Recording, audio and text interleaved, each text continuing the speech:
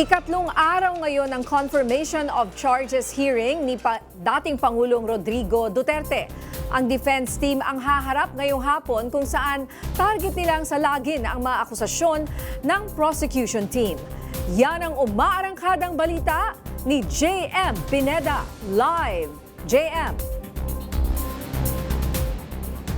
Yes, din niya susubukan nga ngayong hapon ng kampo ni dating Pangulong Rodrigo Duterte na magbigay ng argumento para nga kontrahin itong mga ibinigay ng prosecution team noong mga nakaraang pagdinig. Ang depensa ngayon ang may pagkakataon para magputok ng kanilang bala at sabihin sa ICC na dapat nang ibasura ang kaso laban sa dating Pangulo. Perpetrated in the Philippines. Matapos ang paglatag ng prosecution team ng mga akusasyon laban kay dating Pangulong Rodrigo Duterte sa mga nagdaang pagdinig sa International Criminal Court, ang kampo naman ng dating leader ang tatayo para subukang salagin ang mga ito. Ayon sa Filipino lawyer at law professor na si Atty. Mel Santamaria, posibleng ilutang ang anggulo na kidnapping ng kampo ni Digong at muli nilang ipipilit ang kawalan ng jurisdiksyon ng ICC sa Pilipinas. Igigit rin umano ng kampo nito na ang tila pasiga-siga nitong ugali at pananalita ay isa lamang intimidasyon o paninindak.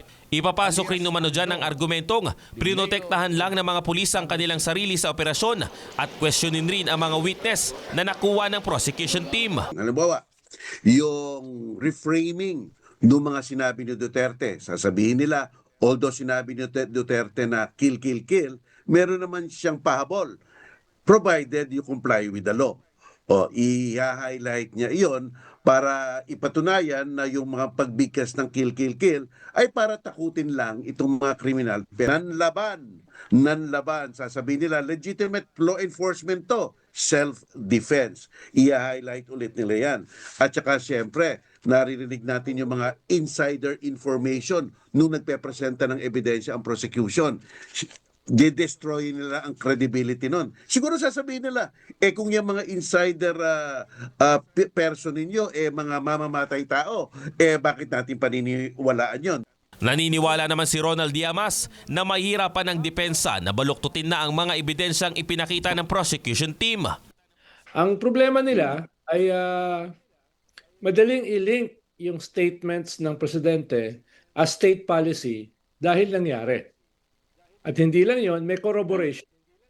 May corroboration possibly kay Garma, possibly kay Las Cañas, possibly kay Matubato, etc. So hindi lang siya hyperbole.